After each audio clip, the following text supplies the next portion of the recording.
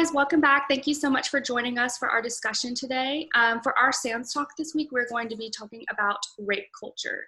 We're going to define it, go over things like false beliefs and ideals that kind of contribute to the culture of rape. I'm going to go ahead and let everyone else introduce themselves. Again, my name is Faith Nomchef. I'm a victim advocate, outreach coordinator, and prevention educator at Rape Counselors of East Alabama, and I'm a Master's of Social Work student at Jacksonville State University.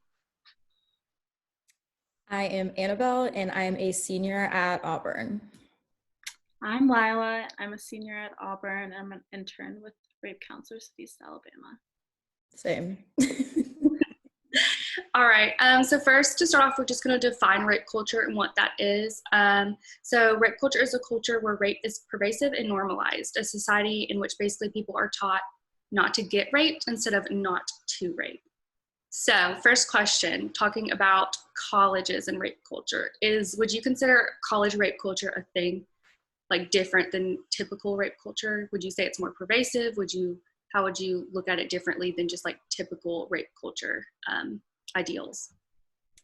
It's definitely more pervasive, and there's never anything that's told, like there's no education on teaching people to not rape. It's all about how to be safe and how to not get raped. I've never heard of like anything like that where they're saying, well, maybe you just shouldn't rape people. Yeah, I agree. I definitely think it is it is a thing on campus at college. I think Auburn does a good job at like providing resources, but you don't hear of them trying to stop it, if that makes sense. Which not necessarily their job, but like other students, just the community around. Right, and for anyone who's not familiar with Auburn University, we are lucky to have valuable resources. Like she said, we have this thing called Safe Harbor that is basically a designated part of campus life that is for victims of gender-based violence. So this includes stalking, domestic violence, dating violence, and sexual assault. So they're offering like very special, unique accommodations. So individuals who are affected may not have to go to classes if it's interfering with that, or even just getting them higher up on counseling lists, which are really hard to get into in universities, getting them with dietitians, just a very specialized program we have. And we're so lucky to have that at Auburn. But I know a lot of colleges don't have that, and a lot of colleges, basically their sexual assault programs are through their Title IX. And that makes it kind of difficult because it's kind of like the legal side, but then also how are you supposed to be an advocate? So I feel like we're really lucky. And even though we do have all that, we still have so many instances of sexual assault on college campuses. And I don't know if you guys have seen The Hunting Ground. Have you ever seen that documentary? Yeah. Oh my gosh. Yeah, I think if anyone has not seen that, that's amazing. It gives you chills and you're like, wow, how has all this been covered up? Like, how have I not seen these statistics before I watched this documentary? But yeah, very interesting. It'd be interesting for like students to compare their own statistics on their college campus, because again, it's not something like you talk about that often, or it's brought up, but it'd be interesting to compare across the states, like for different universities, big schools. Yeah, definitely. And I feel like in that thing, The Hunting Ground, they talk about like really, really big universities, and they basically kind of like expose them for covering it.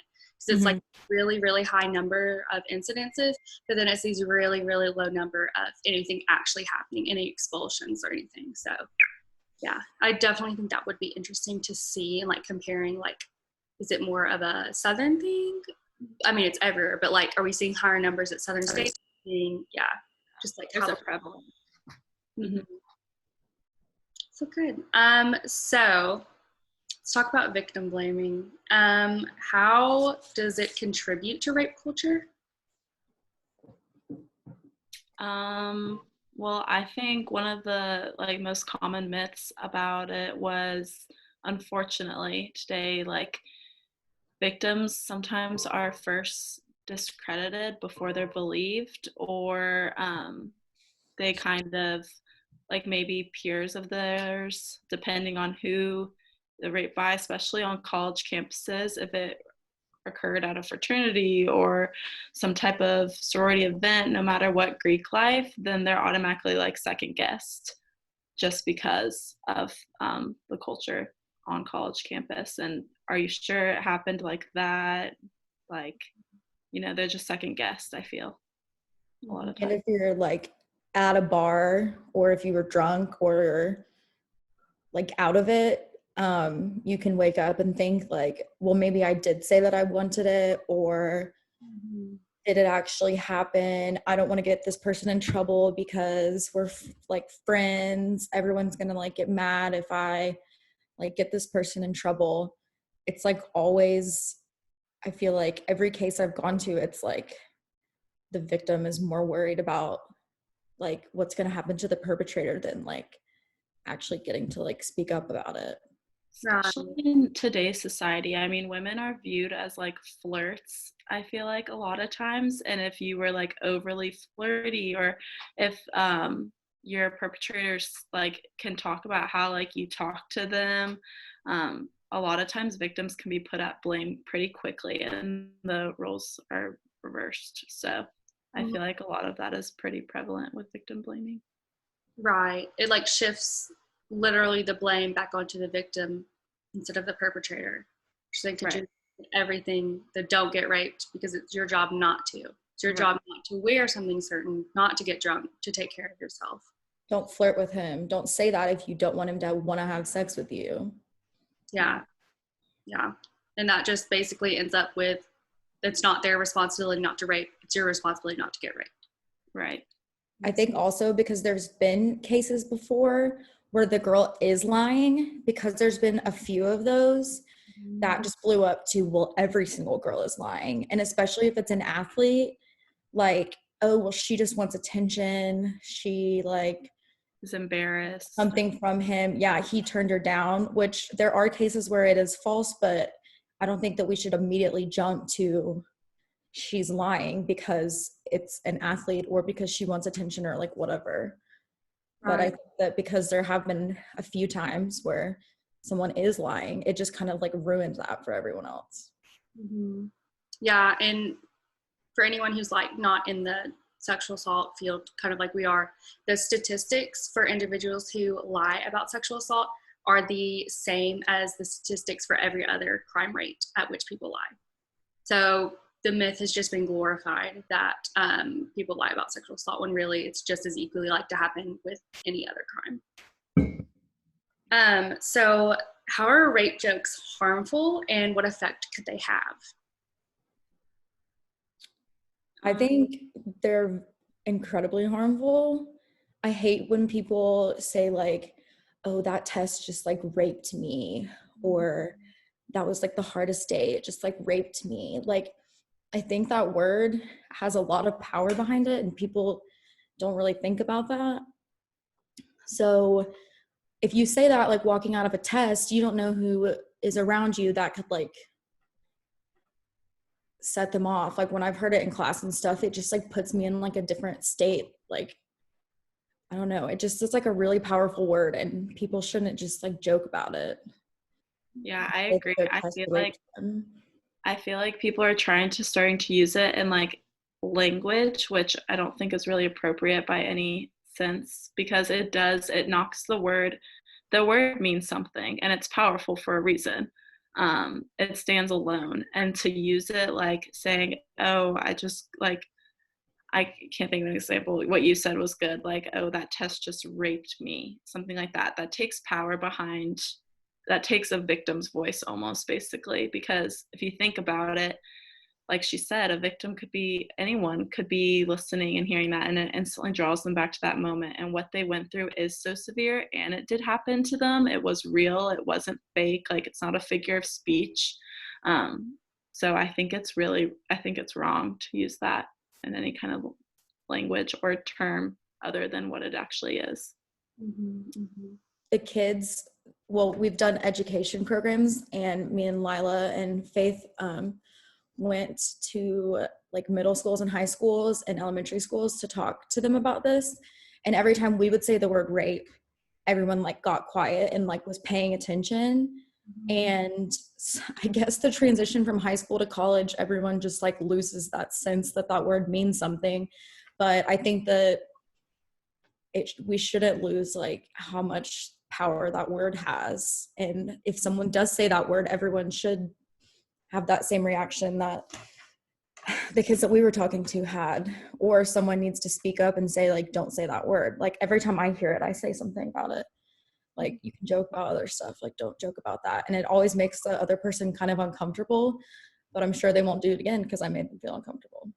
I mean, I think when people talk about it, like, or when people say that, they don't have enough, like, light on the subject to them. Like, I would want them to know, like, if their brother or sister had gone through something like that, then I know they wouldn't feel comfortable without someone else saying it to them. Like, or if they've known someone personally who's been through that, then I just feel like that wouldn't happen. Even my experience here, just interning this semester, like, it's broadened my eyes to so much about how prevalent sexual assault is and what all it really means, from the topic of consent to what you do with if you have been sexually assaulted or raped. I think it's a lot more serious than a lot of people believe, because they don't have enough information on it, or they don't get to see like what a victim goes through truly, the side effects. Yeah. And people joking about it just desensitizes the word, and it just normalizes the word. And you grow up and you hear it and it's a joke. And then so when you get older and it comes to those situations, you're like, well, is it that serious? Because it was always a joke when I was growing up. Right. It takes away. Never be treated as a joke. Right. Yeah. Yeah. Okay. So this was one that I found really interesting. I feel like as a society, one of the main contributors to rape culture is this false narrative that as soon as rape victims come forward, they're believed, and like the law enforcement does the right thing always, and the law always takes care of them. And like, why wouldn't they report? I mean, they'll get what needs to happen done, so why wouldn't they? And I feel like it just kind of eliminates and disregards the very, very difficult process it is for victims. And so I just wanted to hear your thoughts on why people kind of just automatically believe that everything goes right once someone comes forward. Wait, are you asking why do people not report? I'm asking like why, I guess it kind of goes hand in hand. Like, people always go, well, why didn't you report? I'm asking, why do you think people have the mindset of, oh, it's super easy to report, you know, you go there, everyone believes you, it's taken care of properly, why would no one not report? When it's, in our experience, very different most of times. Yes.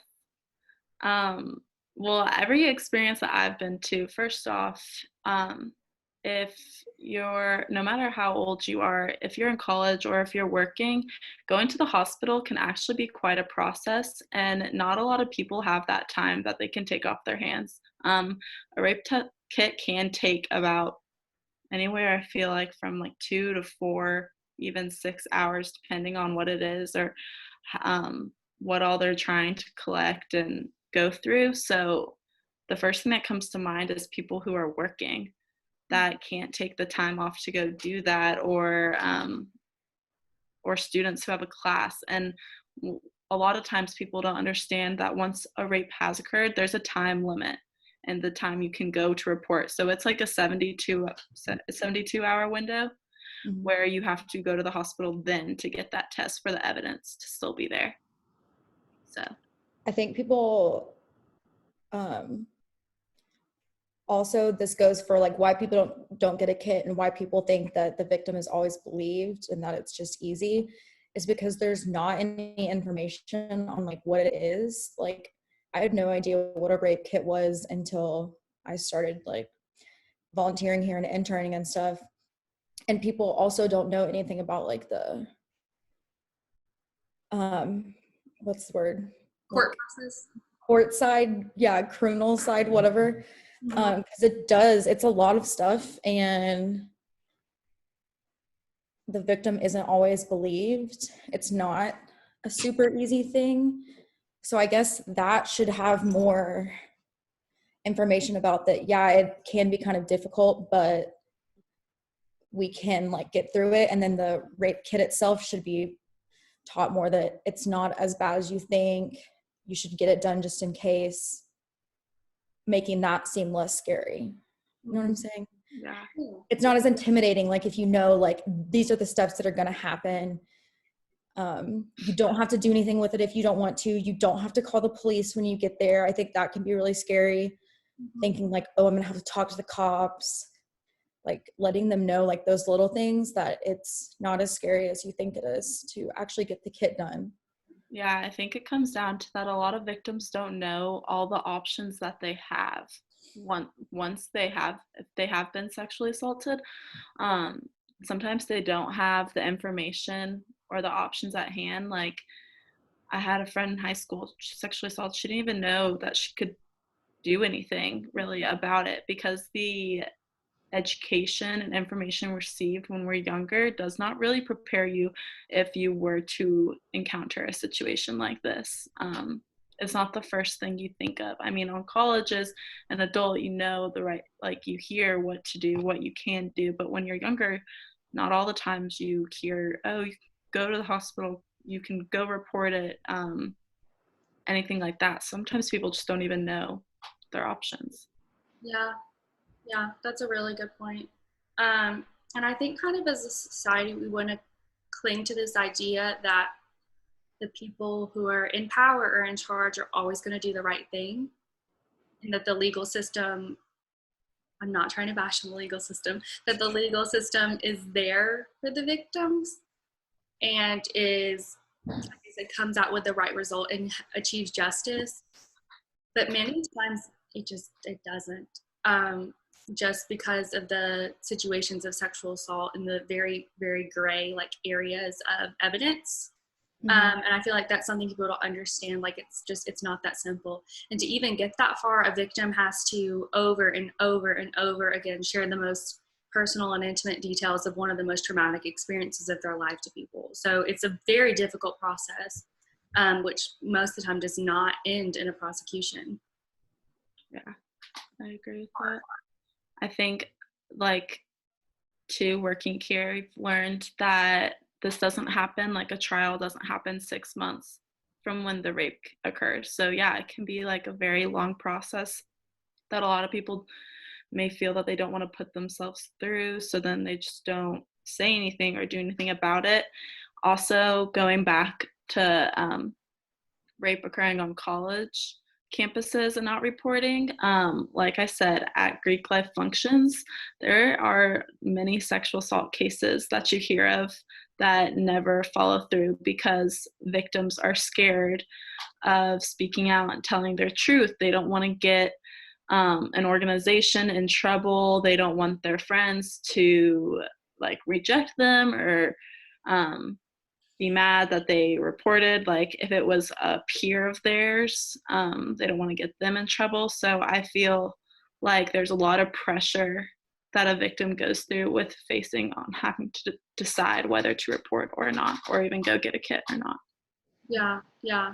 There are so many variables that you don't even think of. Yeah. It's like there. But yeah, that's actually a really good segue into the next point. So what damage does it do when it's implied that rape occurs in like varying severities? So an example of this would be people seeing stranger rape as more real rape than like date or acquaintance rape.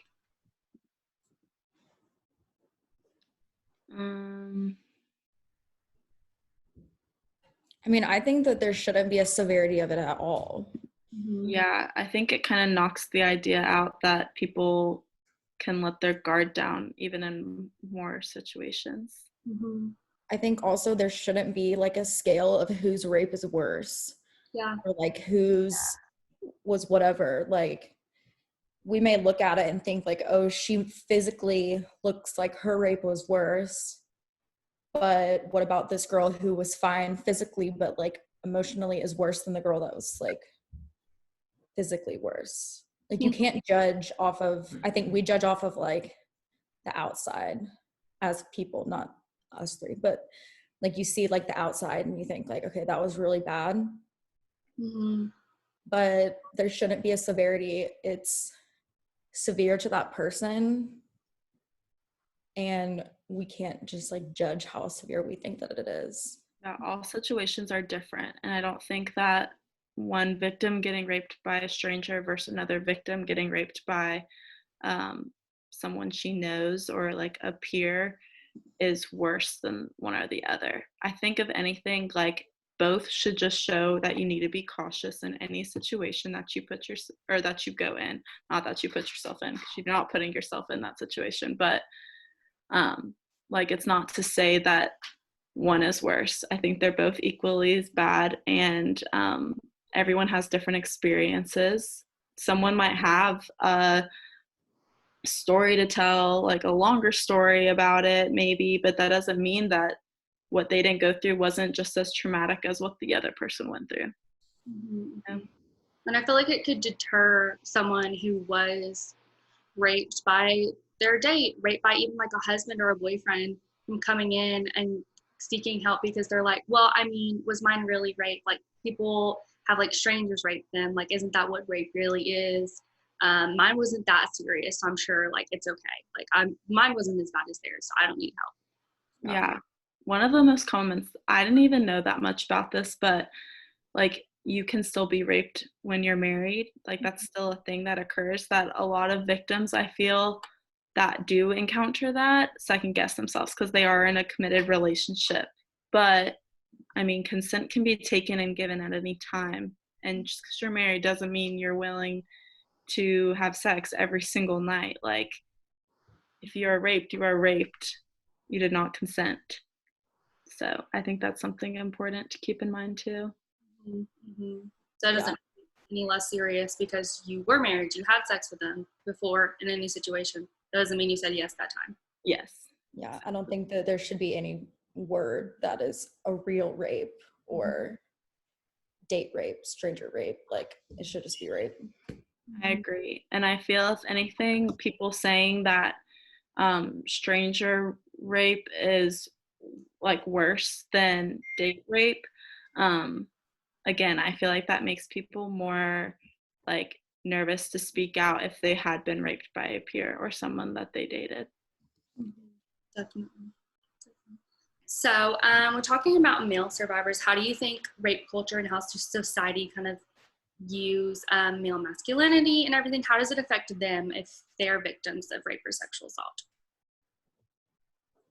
A big one that makes me think of is that men aren't supposed to show emotions that much. Like that's supposed to be like women that are the ones that are crying or showing emotional or being emotional. So that's the first thing I think of, like male stereotypes are a big factor. Yeah, like men just don't get raped. Well, they do. And it's like Lila was saying, like it can be embarrassing for them because you don't really hear about it. So if a guy says that he gets raped, it's like, no, you didn't. Like guys love sex. You're supposed to like have wanted that. Why didn't you just like overpower whoever was attacking you? Like, I don't know. I think it's just seen as it doesn't happen. Yeah. Like that's it. It just, no one thinks that it happens really.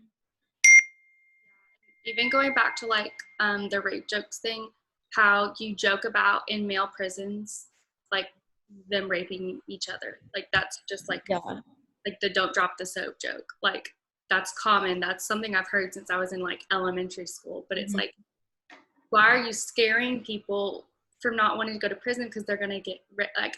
It just doesn't make sense to me. Like that should. But yeah, and why did they even say that on prison shows? Like when they're in the prison. Like yeah, no, you should be joking about that. Yeah. Yeah. And like y'all said, like the whole like male stereotype, how could you let that happen? You must have actually wanted it. Like there was no way you could have gotten raped. That's guys can't get raped. Yeah. Yeah. Yeah, that's a good one. Just what we put on them as society. So finally, what can we do to stop rape culture? Is it possible for us to stop rape culture? I think not completely, because I don't think there's anything in the world everyone's going to agree on. But that doesn't mean that we shouldn't try to. I think that we can make a big difference. I think what we've done, like going and talking to kids before they get to college, is like really beneficial because they know things. I was never taught about it in high school. I had no idea. I mean, I knew what rape was, but nothing of like none of the information that I've learned. So I think if like the education's super important, and then like how we've talked to like law enforcement, I think that's important, because if someone does go to a cop and they know what they're talking about, it could be less scary than if the cop's like, what? Like, I don't know what I'm going to do. Like, I don't know how to help you, whatever. So I think like with the education, there can definitely be a big change in rape culture. Yeah, I agree. I don't think necessarily this will ever end, unfortunately. I don't think that one day people will like not get raped or encounter sexual assault, because bad things happen all the time in our world. But I think reducing statistics, or making sure that victims know it is okay to report and seek help, I think that is like the power that we can do, like how we can benefit and help reduce those numbers. Like she said, talking about educating students on consent. I never received any type of education when I was in high school on consent. In fact, interning here is probably the most education I've ever had on this subject. So spreading it and telling people their options, what to do, and that they aren't the only ones, and just giving that power back to them. I think that's what we can do. Yeah. As a community. I definitely agree. And also just like even what Annabelle said, she said that when someone makes a rape joke, she's like, hey, that's not cool. Like, yeah, knock it off. They're probably not going to do that again, because they're going to think about that one time that you embarrassed them in front of everyone. So just even doing little things like that, making sure that people know, hey, you can't say stuff like that. That's not cool. And even not like bringing on cancel culture, but even like comedians and TV shows and movies, when they're talking about it in a derogatory way, like pointing it out, even on social media, being like, hey, this isn't cool. Why this is wrong. This is why it's wrong, blah, blah, blah. Because we actually talked about this last week, but that Roommate movie where the guy made a rape joke, like, it's just crazy that like, you think about it, how many people did that have to get passed for it to get put in the final cut of the movie? Wait, what movie? So there's a movie called The Roommate, and this girl and this guy, she like spilled her drink on him, something like that. And she had like a lot of alcohol and she didn't know it. And he's like, I would, if my frat brothers knew that I was with a girl who had 3 to 4 cups of alcohol and I didn't get her upstairs, they'd put me on kitchen duty for a week. Yeah. I went and watched it once they talked about it. And I've seen that movie. It's a scary movie. Yeah, it's like in the first like couple of scenes, and he was like, yeah, we have the punch spiked, and she was like, really? And he was like, yeah, we always spike the punch. I was like, y'all are making frats look bad. Oh my gosh. Yeah, that's a stereotype. look bad. Just pointing out things like that, being like, hey, that's not cool. Like, it's gonna be awkward, it's gonna be uncomfortable, you're gonna be that person people are like, oh, she's sensitive. But no, you're not sensitive, you're stopping rape culture. So just like little things like that, and making other people know where you stand and where you think others should stand. I think the worst thing that society could do today is make it normalized. Like, to normalize it means you're taking the power like of it from a victim, really. I just feel like you're making what they went through, whatever they encountered, so much less significant when it should be to them. They have that right to feel that way, like, about, because it's traumatizing. So it shouldn't be something that's like normal in today's society or used in everyday language, because it's a big deal and it should stay a big deal. Something that shouldn't be happening. Right. Something that's just, you know, it shouldn't be like something that's just a women's issue. It should just be accepted that that's just may or may not happen to you in your life because of statistics. Yeah, I definitely agree. Okay. Do you guys have any more thoughts on rape culture? Comments? That I can think of. Perfect. All right. Well, this is a good discussion, guys. Thank you so much for tuning in for our second SAAM Talk. We will see you guys next week, and let us know down below what you thought about our discussion of rape culture. Anything you could add, any ways you think of that we could help end rape culture and work together for that. Thank you.